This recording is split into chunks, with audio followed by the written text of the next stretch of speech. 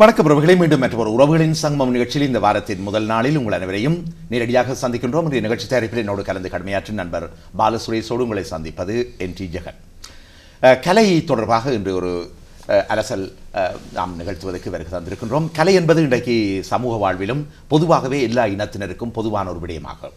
கலையின்றில் வாழ்வில்லை என்ற மாதிரி கலையோடு ஒருமித்து ஒன்றிணைந்து வாழ்வதுதான் வாழ்க்கை என்பது உண்மையிலேயே இன்றைக்கு புலனாகிறது, நிரூபிக்கப்பட்டு இருக்கிறது. காரணம் என்று சொன்னால் கலையிலே பலவிதமான அம்சங்கள் உங்களுக்கு தெரியும். இசை, நாட்டியம், நாடகம் என்று அடுக்கிக் கொண்டே போகலாம். பலவிதமான அதில் இசை என்று பார்க்க நவரசங்கள் வருகிறது. நவரசங்களில் நாங்கள் வாழ்க்கையில் அனுபவிக்கின்ற சகல இன்ப துன்பத்தோடு சேர்ந்த விடயங்களையும் அங்கே சிரிப்பாகவும் அழுகையாகவும் கோபமாகவும் வேறு வேறு பாவங்களாக புலப்படுத்தியிருக்கிறார்கள். அந்த வகையில் இந்த கலை என்பது எல்லோருக்கும் பொதுவானது. கலையின்றி நாம் வாழ முடியாது என்று சொல்லலாம். கலையோடு லயித்தால் நிச்சயமாக எங்களுடைய வாழ்வில் இருக்கிற துன்பங்கள், கலைகள் எல்லாமே பறந்துவிடும் என்பதற்கு பலவிதமான சான்றுகள் இருக்கிறது. இது தொடர்பாக நாங்கள் ஒரு சற்று அதிலும் ஒரு பொருத்தமான சொல்வார்கள் இன்றைக்கு வைத்தியர்கள்.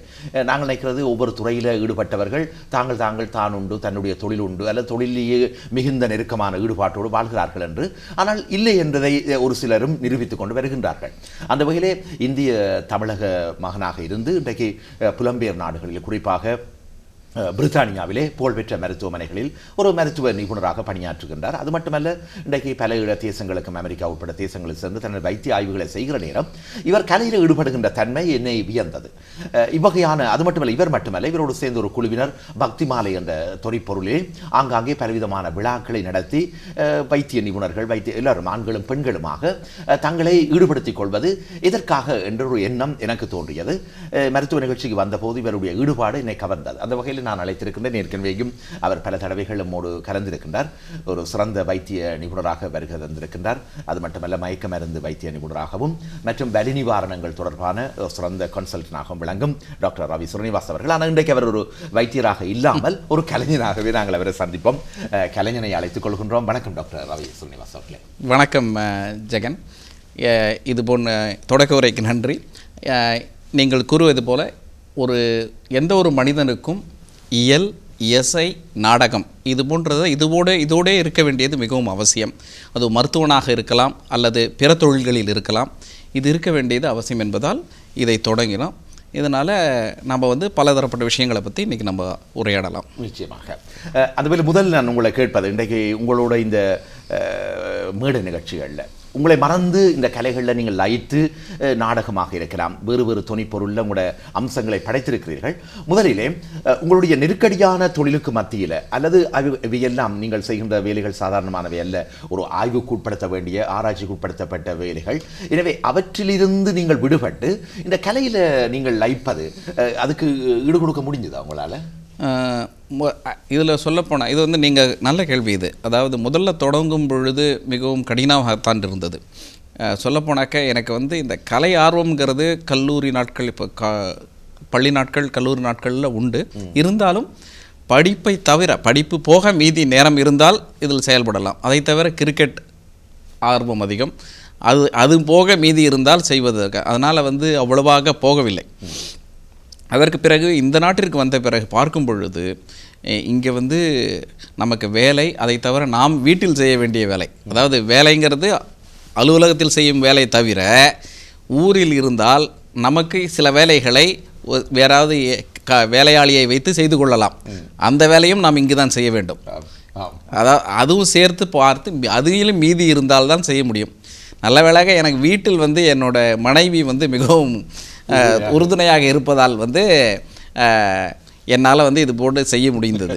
அது மிகவும் முக்கியம். இல்லைனாக்கா உட்காந்து ஸ்கிரிப்ட் எழுதி ட்ராமா பண்ணுறதுக்கு கிட்டத்தட்ட எங்கள் 10 தடவையாவது ரிஹர்சல் பண்ண வேண்டியிருக்கிறது. அதுபோன்று பார்க்கும்பொழுது இது நாடகம் மட்டுமன்றி மற்ற விஷயங்களும் இருக்கிறது. எல்லாருக்குமே தெரியும், உங்களுக்கு யார் யார் இது மாதிரி பொது வாழ்க்கையில் ஈடுபடுகிறார்களோ அவர்கள் ஒவ்வொரு விழாவிற்கும் அவர்கள் செலவிடும் நேரம் எவ்வளவு அப்படிங்கிறத பார்த்தா பிரமிக்கத்தக்கது. ஏன்னாக்கா எந்த ஒரு விழாவையும் உடனே நடத்திட முடியாது. உங்களுக்கே தெரியும், நீங்கள் பல விழாக்கள் நடத்திக்கிருக்கீங்க. அந்த விஷயத்தில் அந்த ஒரு ஈடுபாடு, அதே சமயத்தில் சில நேரங்களில் சில தியாகங்களை செய்ய வேண்டியுள்ளது. இந்த தியாகம் என்பது நாங்கள் கற்றுத்தர தேவையில்லை என்று எண்ணுகிறோம். உங்களை போன்ற வைத்திய நிபுணர்கள் இன்றைக்கு தமிழகத்திலும் சரி, இந்தியாவிலும் மற்ற மாநிலங்களிலிருந்தும் பலவிதமான வைத்திய நிபுணர்கள் எங்களுடைய மருத்துவ நிகழ்ச்சி கை கொடுக்கின்றார்கள். இதில் மிக விசேஷம் என்னென்னு சொன்னால், உங்களை போன்ற வைத்திய நிபுணர்கள் இன்றைக்கு பல துறையில், இன்றைக்கு உதாரணமாக உங்களை எடுத்து போனால் 2 துறைகளில் மிக காலடி எடுத்து வச்சிருக்கிறீர்கள். ஒன்று இந்த வலி நிவாரணம், அடுத்த மயக்க மருந்து. ரெண்டுமே எங்களோட மக்களுக்கு மிகவும் நெருக்கடியை கொடுக்கக்கூடியது அல்லது மிகவும் நெரிசலை கொடுக்கக்கூடியது. நான் கேட்பது என்னென்னு சொன்னால், நீங்கள் எத்தனையோ நோயாளிகளை பார்த்திருப்பீங்கள். இந்த நோயாளிகள் உண்மையில் எங்களுக்கு ஒரு நோய் வந்தோம் டாக்டர், அல்லது விடுபட்டு நாங்கள் சாதாரணமான இயல்பான வாழ்க்கைக்கு நாங்கள் இப்போ திரும்புவோம் என்ற ஒரு பெரிய எதிர்பார்ப்பு எங்கள்கிட்ட இருக்கும். ஒரு நோயாளியின் மனதில் அன்றைக்கு தான் தெரியும் இந்த வாழ்வினுடைய இனிமை என்னன்னு சொல்லி. எனவே நீங்கள் இவ்வாறான நோயாளிகளை பரிசோதித்த பின்பு நீங்கள் இவ்வகையான கலை நிகழ்ச்சிகளில் ஈடுபாட்டு காட்டுகின்ற தன்மை அல்லது கலைகளில் இதில் கொண்டு செல்ல வேண்டிய ஒரு தன்மையை நீங்கள் நன்றாக உணர்ந்திருப்பீர்கள் நினைக்கிறேன், உங்களை போன்ற நண்பர்கள் இல்லையா? நிச்சயமா. சொல்லப்போனாக்க, அதாவது எந்த ஒரு நோயாளி வரும்பொழுதும் அவர்கள்ட்ட பேசும்பொழுதும் நான் சொல்வது என்னன்னா, வாழ்க்கையில் இரு பக்கமும் இருக்கிறது. நீங்கள் இப்பொழுது கஷ்டத்தில் இருக்கிறீர்கள், அதே சமயத்தில் நல்லதையும் பார்ப்போம். பாசிட்டிவாக எடுத்துட்டாக்க நம்ம நோய் குணமாவது அதிகம் வெகு எளிது அப்படின்னு சொல்லி ஒரு ஆராய்ச்சியும் இருக்கிறது. அந்த விதத்தில் எனக்கு சரியாகிவிடும் அப்படிங்கிறது நீங்கள் நினைக்க வேண்டியது முக்கியம். ஒரு சில நோயாளிகள் நம்மக்கிட்ட வரும்பொழுது, இதான் நீங்கள் நோயாளிங்கிறதுனால அந்த வார்த்தையை சொல்கிறேன், வரும்பொழுதே இந்த வாட்டி இது சில சரியாக போகலைன்னா என்ன பண்ணுறது, எடுத்த உடனே இது சரியாக போகும்னு நினைக்காம அடுத்தது என்ன அப்படின்னாக்க, நான் முதல்ல இது முடிப்போம், அதுக்கப்புறம் அடுத்ததை பற்றி யோசிப்போம். ஏன்னா இதை நம்ம இதுவே நமக்கு சரியாக போகாது நம்ம நினைக்க ஆரம்பித்தா கஷ்டம். அந்த விஷயத்தில் அதுதான் முக்கியங்கிறது. அதாவது பாசிட்டிவாக திங்க் பண்ணுறது. இன்றைய உறவுகளின் சங்கம நிகழ்ச்சியில் நான் உங்களை விஷய அதிதியாக அழைத்தது காரணம் என்று சொன்னால், சற்று வித்தியாசமான பாத்திரத்தில் உங்களை பார்க்கணும் என்று விரும்பினோம். உங்களை போன்றவர்களை, அதாவது நோய் என்ற பதத்தை விட்டுட்டு ஒரு கலைஞனாக கலையோட பார்த்தோம். இன்றைக்கு உங்களை போன்றவர்கள் பழைய கலை அம்சங்களை படைக்கிறீர்கள். அதிலும் சிறப்பாக பொங்கல் தினம் என்பது இன்றைக்கு எங்களுக்கு ஒரு பாரம்பரிய விழாவாக கருதப்படுகின்ற பொங்கல் விழாவில், இந்த பொங்கல் விழாவில் அனைவரும் கூடி நின்று, அது மட்டுமல்ல இன்றைக்கு தமிழக எமது ஈழத்து மக்கள் இன்றைக்கு தமிழகத்தோடு ஏதோ ஒரு விதத்தில் நாங்கள் பின்னி பிணைஞ்சிருக்கிறோம் என்று சொல்லலாம். சமூகமாக இருக்கலாம், விடுதலையாக இருக்கலாம், சமயமாக இருக்கலாம், எல்லாத்திலையுமே நாங்கள் தமிழகத்தை முன்மாதிரியாக எண்ணுவதும், தமிழகத்தினுடைய சகவிதமான நடவடிக்கைகளை நாங்கள் பின்பற்றி அவற்றை ரசிப்பதும், அல்லது அவற்றுக்கு ஈடு கொடுக்கும் விதமாக இன்றைக்கு நாங்கள் நடவடிக்கைகளை எடுப்பதும் ஒரு வளமையான விடயமாகிவிட்டது. அந்த வகையில் இன்றைக்கு நீங்கள் தரப்போகின்ற விடயங்கள் அல்லது நீங்கள் பின்பற்றுகின்ற விடயங்கள் எங்களுக்கும் எம்மவர்களுக்கும் அது பொருந்தும் என்ற எண்ணிக்கையில் நாங்கள் வருகின்றோம். முதலில் நீங்கள் இங்கு புலம்பெயர் நாட்டில் சவால் நிறைந்த பணியாக இந்த கலை படைப்புகளை படைக்கிறீர்கள், கலை விழாக்களை நடத்துகிறீர்கள். அந்த வகையில் எவ்வாறான சவாலை நீங்கள் சந்திச்சுக்கிறீங்களா இதுவரையில்? சவால்னா முதல்ல எத்தனை மக்களை நாம் சேகரிக்க முடியும், அது ஒன்று. இரண்டாவது யாருக்கு இதில் ஈடுபாடு இருக்கிறது. ஒரு சிலர் இங்கே வந்த பிறகு இவர் மேற்கத்திய நாட்டை சார்ந்தவர் போல வாழ்பவர்களும் இருக்கிறார்கள். அப்படி இருக்கும் பொழுது யாருக்கு இதில் ஆர்வம் இருக்கிறது, இவர்களை எப்படி சேகரிப்பது, இப்பாடு செய்த பிறகு என்னென்ன செய்யலாம், யார் யார் இதற்கு உறுதுணையாக இருப்பார்கள், அந்த போன்று வேலை என்று வரும்பொழுது யார் யார் வாலண்டரி, அதாவது அவர்களாகவே வேலைகளை செய்ய வருவார்கள். இது போன்றெல்லாம் கடினங்களாக இருந்தது. முதல்ல கிட்டத்தட்ட 5 வருடங்கள் எனக்கு தேவைப்பட்டது இது சேகரிக்கிறதுக்கு. அதற்கு பிறகு ஒரு வழியாக நாங்கள் 2008 ஒரு சின்ன ஒரு குழுமம் ஆரம்பித்தோம். அப்பொழுது எங்களுக்கு ஒரு 5 to 10 குடும்பங்கள் இருந்தன. அதற்கு பிறகு இப்போ 20 முதல் 25 குடும்பங்கள் இருக்கின்றன. அதாவது வருவதற்கு கிட்டத்தட்ட பார்த்தா, அதை தவிர வெளியூர்களிலிருந்து, அதாவது வெளியூர்னு நான் சொல்கிறது பெர்மிங்ஹாம் அது போன்ற இடங்களில் இருப்பவர்கள் எங்களது நிகழ்ச்சிக்காக வந்துவிட்டு அன்றைக்கு மட்டும் வந்துவிட்டது செல்வார்கள். அதை ஒரு அரை நாளில் அவர்கள் செய்யணும். ரெண்டாவது நீங்கள் சொல்ல வந்தீங்க இல்லையா, அதாவது பொங்கல், ஏன் அதையே எடுத்துட்டிங்கன்னாக்க தமிழர் திருநாள் அப்படின்னு நீங்கள் பார்த்தீங்கன்னாக்க பொங்கல் தான், மற்ற விழாக்கள் எல்லாம் அப்புறம்தான். அதனால் பொங்கல் மிகவும் சிறப்பானது. அந்த விழாவை நம்ம பாரம்பரியமாக கொண்டாட வேண்டும். அவ்வாறு செய்வதற்கு தமிழர்களின் எது பிராண்ட் அப்படின்னாக்க இயல், இசை, நாடகம் இது இருக்குமாறி, அதே சமயத்தில் முக்கியமாக ஒரு சில தமிழ் கவிஞர்கள், அதாவது திருவள்ளுவர் போன்றவர்கள், பாரதியாரை இது போன்ற நினைவில் வைக்க வேண்டும். இப்போ குழந்தைங்களுக்கு அந்த நீங்கள் விவேக்கோட ஜோக்கு பார்த்தீங்கன்னா தெரியும், பாரதியார் படத்தை காமிச்சு யாருன்னு கேட்டாக்க வீரப்பன்னு சொல்லுவார். அந்த மாதிரி நிலைமைக்கு போனதுனால நிச்சயமாக நம்ம ஏதாவது குழந்தைங்களுக்கு அறிமுகப்படுத்தினால்தான் பின்னால் நன்றாக இருக்கும். அப்படிங்கிறதுனால இதை ஆரம்பித்து இன்னும் செஞ்சிட்ருக்கோம், இன்னும் செய்வோம்னு நினைக்கிறோம். நீங்கள் நடத்திய விழாக்களினுடைய சில பகுதிகளை பார்ப்பதற்கு முன்பு நீங்கள் ஒன்று சொல்லியிருந்தீர்கள், உங்களுடைய சவால் என்ற அந்த நிலையில் கூடுதலாக எம்மவர்களை கூடுதலாக எவ்வளவு பேரை திரட்டுகின்றோம், எவ்வளவு பேரை இதில் ஈடுபடுத்திக் கொள்ளுகின்றோம், ஈடுபாடுகளை நாங்கள் அவர்களுக்கு கொண்டு செல்கின்றோம் என்பதுதான் ஒரு சிறந்த பணியாக இருப்பதாக நீங்கள் சொன்னீர்கள். அதுக்கு பல மாதங்கள் எடுத்ததாகவும் கூறியிருந்தீர்கள். அதற்கு அப்பால் இன்றைக்கு வளர்ந்து வருகின்ற எமது சந்ததியினர், குறிப்பாக உங்களோட பிள்ளைகள் அல்லது எங்களுடைய பிள்ளைகள், எதிர்கால சந்ததியினர், இன்றைக்கு அவர்களுக்கும் ஏதோ ஒரு விதத்தில் புதிய கலாச்சாரம், அந்நிய கலாச்சாரத்தின் நடுவில் கல்வி, அவர்களுடைய நடவடிக்கைகள் எல்லாம் அமைகிற நிலையில் நாங்கள் உண்மையில் நீங்கள் சொல்கிற மாதிரி இந்த காலங்காலமாக நாங்கள் கொண்டு வந்த இந்த விழாக்களினுடைய புதிர்கள், இந்த விழாக்களுடைய சிறப்புகளை நாங்கள் கொண்டு வருவதும் எங்களோட மொழியை கொண்டு வருவதும் ஒரு மிகுந்த தேவையாக இருக்கிறது. அந்த வகையில் டாக்டர் ரவி ஸ்ரீனிவாஸ் உறவு இணைந்திருக்கிறார். அவருடைய கருத்து எவ்வாறு அமைகிறது? நாங்கள் இன்றைக்கு உரையாடுகின்ற விடயத்தோடு. வணக்கம். ஹலோ. வணக்கம். வணக்கம். வணக்கம். கதைங்கோ. நீங்கள் யார் பேசுறீங்க? நான் ஜோகா கதைக்கிறேன், பிரிஸ்டல்ல இருந்து. வாங்க ஜோகா, சொல்லுங்க. என்னன்னா, நான் ஒரு ஆசிரியை. சரி. நான் ஸ்ரீலங்காவில் ராமா பாட்டு அது பழக்கினேன். நான் எனக்கு நல்ல ஒரு விருப்பம் இதுலேயும் இங்கேயும் ஏதாவது செய்யணுமெண்டு. அப்ப இவரோட அந்த அந்த சந்தர்ப்பங்களை ஏதாவது ஏற்படுத்த முடியுமா? இல்ல பிரிஸ்டல்ல ஏதாவது சந்தர்ப்பத்தை ஏற்படுத்தலன்னா நான் அரேஞ்ச் பண்ணி எல்லாம் செய்து தரலாம். எனக்கு நல்ல இன்ட்ரெஸ்ட், நாடகம், பாட்டு பிள்ளைகளுக்கு பழக்கினா நாங்க ஸ்ரீலங்கால. சரி. அதனால எனக்கு நல்ல ஒரு விருப்பம். நிச்சயமாக நான் என்ன பண்றேன், ஜெகன் வழியாக உங்களை தொடர்பு கொண்டு உங்களுக்கு வேண்டுமென்றால் நான் உங்களுக்கு மின் அஞ்சல் வழியாக இந்த என்னோட நாடகங்கள் யூடியூபில் இருக்கின்றன. அந்த நாடகங்கள் நீங்கள் வேணால் பாருங்கள். அது போன்ற நாடகங்கள் என்னோடது குறும் நாடகங்கள் தான், எல்லாமே ஒரு 30 நிமிடங்கள் வருகிற மாதிரி. ஏன்னாக்கா இப்போ இருக்கிற காலகட்டத்தில் எல்லாம் 2020 அவசரமான உலகத்தில் இருக்கிறதுனால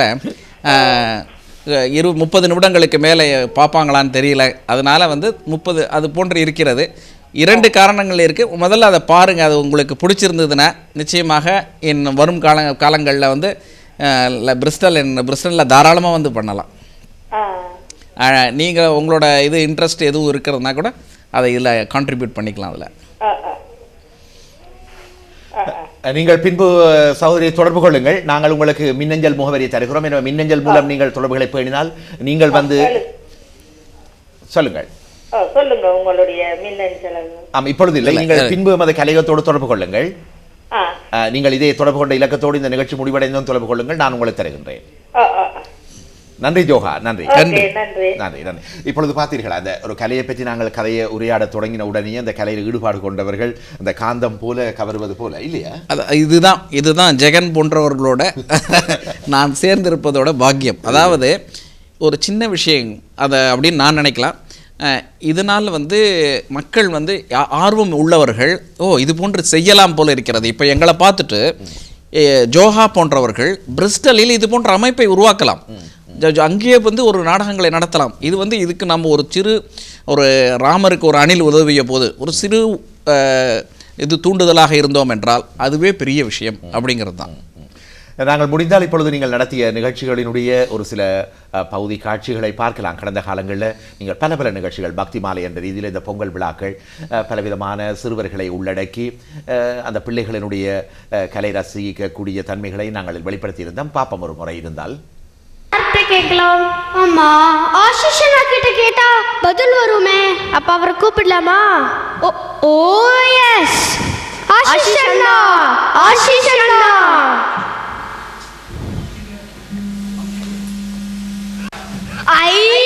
ஆஷிஷ் அண்ணா, தம்பிகளா எப்படி இருக்கீங்க?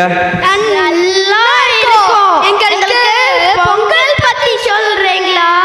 பொங்கல் என்ன, மாட்டுப் பொங்கல், பொங்கல், காணும் பொங்கல் எல்லாத்த பற்றியும் சொல்கிறேன்.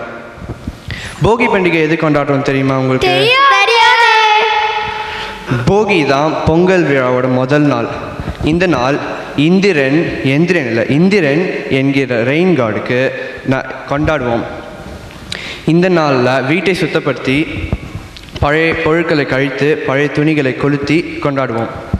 அப்போ பொங்கல் சூரியன் ஆஸ்ட்ராலஜிக்கல் சைன் கேப்ரிகான்குள்ள நுழைய டைம் தான் பொங்கல்.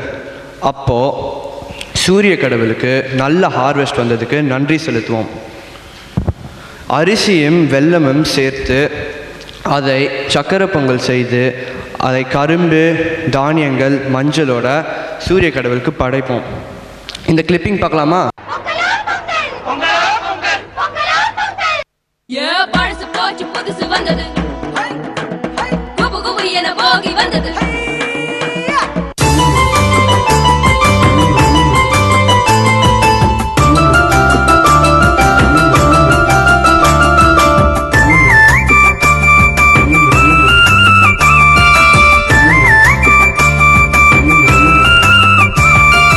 வெள்ளையெல்லாம் அடித்து வைத்து வீட்டை நன்கு மெழுகி வைத்து விடியும் போதே குளித்து விட்டு விளக்கு ஒன்றை ஏற்றி வைத்து கோலமிட்ட பானையதில் கொத்து மஞ்சள் கட்டி வைத்து அந்த பானை தன்னை தூக்கி அடுப்பில் வைத்து பாலை ஊற்றி பொங்கி பாலும் வருகையிலே பொங்கலோ பால் பொங்கல் என்போம். தேங்காயோடு கரும்பும் சோறும் தெய்வத்துக்கு படைத்து டாக்டர் ரவி ஸ்ரீனிவாசில் நீங்கள் முக்கியமான பாடத்தை கொடுத்திருக்கிறீர்கள். அங்கே பொங்கல் என்பதை மிக எளிமையாக ஒரு சிறிய பாடலின் மூலம் அந்த பொங்கல் என்பது எவ்வாறு கொண்டாடப்படுகிறது, அந்த பொங்கலினுடைய பானைகள் அல்லது பொங்கலில் பொங்குகின்ற விடயங்கள், அந்த பொங்கலினுடைய தாற்பயங்கள், அதுக்கப்பால் 2 சிறுவர்களை நீங்கள் அந்த நாடக காட்சிகளாக உருவாக்கி அவர்களுடைய உரையாடலின் மூலம் போகி பண்டிகை என்றால் என்ன, போகி பண்டிகை என்ன நோக்கத்துக்காக அல்லது பொங்கல் என்ன நோக்கத்துக்காக மிக எளிமையாக கொண்டிருக்கிறீங்க. இதை நான் உங்ககிட்ட நிச்சயமாக சொல்லியே ஆகணும். அதாவது இதற்கு முன்னால் செய்த பொங்கல் விழாக்களில் வந்து ஒரு எலிமெண்ட், அதாவது ஒரு பகுதி வந்து மிஸ் ஆச்சு. அதாவது பொங்கலை பற்றி யாருமே பேசலை. அதுக்கு முன்னாடி நடந்த பொங்கல் விழாவில் என்னுடைய நண்பர் வந்து பொங்கலை பற்றி ஒரு சிறு எழுதி வச்சுருந்தார். அவர் பிரசாதன் என்னுடைய நண்பர். அவர் வந்து அதை பற்றி சொல்லிகிட்டு இருந்தார். அதாவது இந்த தடவைக்கு 2012 பொங்கலை பற்றி நாங்கள் மற்ற விஷயங்களில் போய் அதிகமாக செலவிட்டோமே தவிர பொங்கல்னா என்ன அப்படிங்கிறத பற்றி சொல்லவே இல்லை. அதற்கு பிறகு எங்கள் எல்லா குழந்தைகளிடம் நான் வந்து பொங்கல்னா எதுக்காக கொண்டாடுறோம் தெரியுமான்னு கேள்வி கேட்டேன். அவர்களுக்கு வந்து தெரியவே இல்லை. ஏதோ இவ்வளோ வருஷமாக பண்ணிகிட்ருக்காங்க, ஆனால் பொங்கல்னா பொங்கல் சாப்பிடுவோம் அப்படின்னு சொல்லி. அதற்கு பிறகு தான் வந்து ஆஹா, இவர்களுக்கு நிச்சயமாக ஏதாவது தெரிய வைக்க வேண்டும் அப்படிங்கிறதுக்காக அதே சமயத்தில் இந்த 10 வயது குழந்தைகள் 10-12க்குள்ளே இருக்கிறவங்களுக்கு எவ்வாறு கொண்டு சென்றால் இது வந்து அவர்களை போய் சேரும்.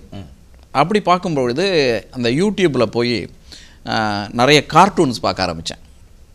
அப்படி பார்க்கும்போது ஒரு இன்ட்ரெஸ்டிங்கான கார்ட்டூன் அங்கே வந்து கதை வரும். அதாவது ஈசாப் கதைகள், அந்த கதைகளில் சொல்கிற கார்ட்டூன் மெத்தட் வந்து ரொம்ப இன்ட்ரெஸ்டிங்காக இருந்தது.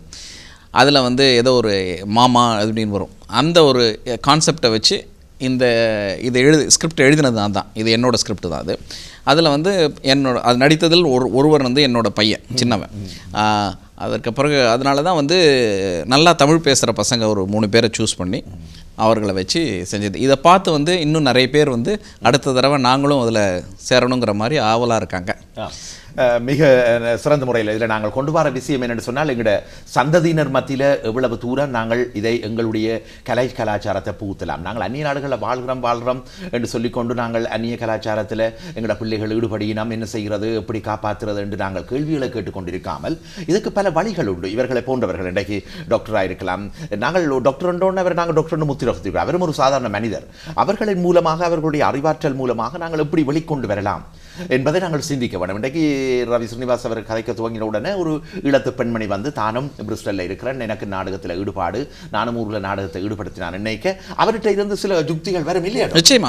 அவர் மட்டும் இல்லை, இதனால் பிரிஸ்டலில் அடுத்த வருடம் ஜோஹா அவர்கள் நாடகம் போட்டால் அதற்கு வெற்றிக்கு ஒரு பங்கு என்னோடதை நான் பெருமைப்படுவேன். நிச்சயமாக.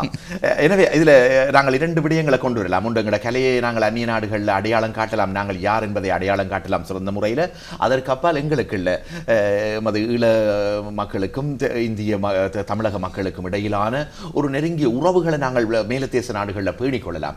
எனவே நாங்கள் காலங்காலமாக நாங்கள் அவ்வாறு தான் வாழ பழகியவர்கள், வாழ்ந்தவர்கள். எனவே அவற்றை நாங்கள் உதாரணமாக கொண்டு வருவதற்காகவே நாங்கள் இவர் சொன்னோம். சொல்லுங்க டாக்டர், இதில் நீங்கள் நான் மிக முக்கியமாக இப்போ நீங்கள் இந்த பிள்ளைகளை எவ்வளவோ சிரமத்தின் மத்தியில் மொழியோடு மட்டுமல்ல எங்களுடைய அடையாளங்களை நிரூபிப்பதற்காக நீங்கள் முயற்சி செய்கிற தன்மையில் இருக்கிற கஷ்டங்கள், அதை நீங்கள் நீங்கள் தான் உணர்ந்திருப்பீர்கள். நீங்கள் அந்த நாடகத்தை இயக்குவதும் தயாரிப்பதும் அல்லது மிகுந்த ஒரு நெறிப்படுத்துவதும் என்பது சாதாரண விடயம் அல்ல.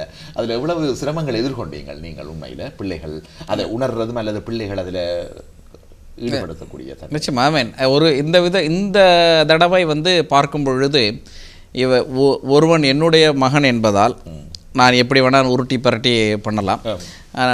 நல்லபடியாக என்னுடைய கூட வந்து என்னுடைய நண்பரின் பையன், அவன் கொஞ்சம் பெரியவன், சில வருடங்களுக்கு முன்பே தான் இந்தியாவிலேருந்து இங்கே வந்தவன். அவன் இங்கே அதனால் வந்து தமிழ் அவனுக்கு வந்து கொஞ்சம் இலகுவாக வந்தது. மூன்றாவது சிறுவன் வந்து அவனும் வந்து சில வருடங்களுக்கு முன் வந்தவன். இந்த 3 பேர் இருந்ததுனால எனக்கு வந்து அந்த அளவுக்கு கடினமாக இல்லை. ஏன்னா இவர்களுக்கு வந்து மொழி தான் ப்ராப்ளம். அதாவது படிப்பது வந்து அவர்களுக்கு கடினமாக இருக்கிறது. அதாவது பிற மொழியில் கொடுத்து தான் தமிழ் மொழியை படிக்க வேண்டியிருக்கு. இல்லைன்னா தாய் தந்தையர் வந்து என்ன டயலாக்னு சொல்லி கொடுத்து படிக்க வேண்டியிருக்கு. அது வந்து நம்ம குழந்தைங்க எல்லாருக்குமே ப்ராப்ளம் தான். சொல்லப்போனாக்கா இந்தியாவில் நீங்கள் எடுத்துட்டிங்கனாக்கா மிகப்பெரிய பாடகர்கள்லேருந்து மிகப்பெரிய நடிகர்கள் நடிகைகள் எல்லாருக்குமே வந்து தமிழில் பேச வேண்டிய டயலாக்ஸ் வந்து வசனங்களை வந்து அவர்களின் மொழியில் எழுதி கொடுத்து தான் படிக்க வேண்டியது. இப்போ திரு ஹரிஹரன்ஜி எல்லாம் எடுத்துட்டால் கூட அவர் தமிழரை ஒழிய அவர் படித்தது பூரா மும்பை போன்ற இடங்களில் அவருக்கு ஹிந்தியில் தான் எழுதி கொடுக்க வேண்டும் படிப்பதற்கு. அவரை தமிழாக படிக்க முடியாது. ஆனால் அவரோட உச்சரிப்பு வந்து வேறு யாருக்கும் வருமானு எனக்கு தெரியல தமிழில். அந்தளவுக்கு பர்ஃபெக்டாக இருக்கும். அதனால் வந்து இவங்களுக்கு வந்து ஆங்கிலத்தில் எழுதி ஸ்கிரிப்டை எழுதி கொடுத்து தமிழில் எழுதியதை அதே வார்த்தைகளை பொங்கல் அப்படின்றா ஆங்கிலத்திலும் பொங்கலோ பொங்கல் அப்படி எழுதி கொடுத்து அதை வந்து அவங்க தாய் தந்தையர்கள் வந்து இதுக்காக பயிற்சி கொடுத்து இவர்கள் எல்லாரையும் ஒரு இடத்துல எங்கள் வீட்டுக்கு வரவழைத்து ஒரு ஷூட் பண்ணி டெம்பரரியாக ஃபோட்டோ வீடியோ ஷூட்டிங் மாதிரி பண்ணி அதை அவர்களுக்கே போட்டு காண்பித்து இந்த போன்ற இடங்களில் நீங்கள் மாறிக்கொள்ள வேண்டும் என்று சொல்லி கடைசியாக வந்தது தான் இது. இதில் நீங்கள் சொன்ன ஒரு விடயத்தில் இருந்து ஒரு சின்ன கேட்கலாம் கூட ஆளுமையில் கேட்கலாம். அதாவது இன்றைக்கு நாங்கள் எங்களோட பிள்ளைகள் என்ன செய்யணும் என்றால் கூடுதலாக ஆங்கில மொழி பேசுகிற பிள்ளைகள் அல்லது ஆங்கிலத்தில் கற்கிற எமது பிள்ளைகள் எல்லாம் உண்டாக்கூடையக்க அவை ஆங்கிலத்தில் தான் பேசக்கூடிய பழக்கமும் ஆங்கிலத்திலேயே தங்களோட நடைமுறையை வெளிப்படுத்துகிற தன்மையும் இருக்குது. அதனால் கொஞ்சம் நாங்கள் மாற்றத்தை கொண்டு வரலாம் தானே. இப்போ நீங்கள் சொன்ன மாதிரி தாயகத்திலிருந்து வந்த பிள்ளைகள் அல்லது தமிழில் நல்லா உரையாடக்கூடிய பிள்ளைகளை எங்களுடன் கலந்து பிள்ளைகளை கொண்டு வருவதன் மூலம் அதில் சில வித்தியாசத்தை காணலாம் என்று பார்க்குறீங்களா? நிச்சயமாக. இப்போது என்னென்னா எங்கள் இதில் வந்து நாங்கள் வந்து மாதம் ஒரு முறை இந்த ஃபேமிலிஸ் எல்லாம் மீட் பண்ணுற பொழுது அவர்களுக்கு வந்து தமிழ் எங்களது எங்கள் குழுவில் உள்ள ஒரு திருமதி மாலதி அப்படிங்கிறவங்க தமிழ் அவர்களுக்கு 15-20 நிமிடம் சொல்லிக் கொடுப்பாங்க. அதில் வந்து தமிழ் வார்த்தைகள் வந்து அவர்களுக்கு தெரியும். ஒரு 2-3 வருடங்களுக்கு முன்பு தமிழே பேசாத குழந்தைகள் இப்பொழுது தமிழ் வார்த்தைகளை உபயோகப்படுத்துகிறார்கள். அது மாதிரி பார்க்கும் பொழுது காலப்போக்கில் இது மாறுபட்டு நீங்கள் சொல்வது போல் தமிழ் மாறுபடும். ஏன்னாக்கா என்னுடைய மருத்துவமனையிலே கூட நான் நிறைய நம்ம மக்களை பார்க்கிறோம். ஈழத்து மக்கள் நிறைய பேர் நிறைய குழந்தைகள் படிக்கிறார்கள். அவர்களுக்கு பார்க்கும் பொழுது ஒரு சிலருக்கு வந்து தமிழ் பேச வரும், ஒரு சிலருக்கு வந்து தமிழ் எனக்கு தெரியாது என்று சொல்வார்கள். இது போன்று இருக்கும் பொழுது ஏன் என்றால் இது போன்ற விஷயங்களால் தான் அவர்களுக்கு விடுபட்டு விட்டது. அவர்களுக்கு இணைந்திருக்கிறார், அழைத்துக் கொள்வோம். வணக்கம். வணக்கம். ஹலோ வணக்கம். நான் ராஜன் கேட்கிறேன். சொல்லுங்க ராஜன். வணக்கம். எனக்கு டாக்டர் வணக்கம். வணக்கம், சொல்லுங்க.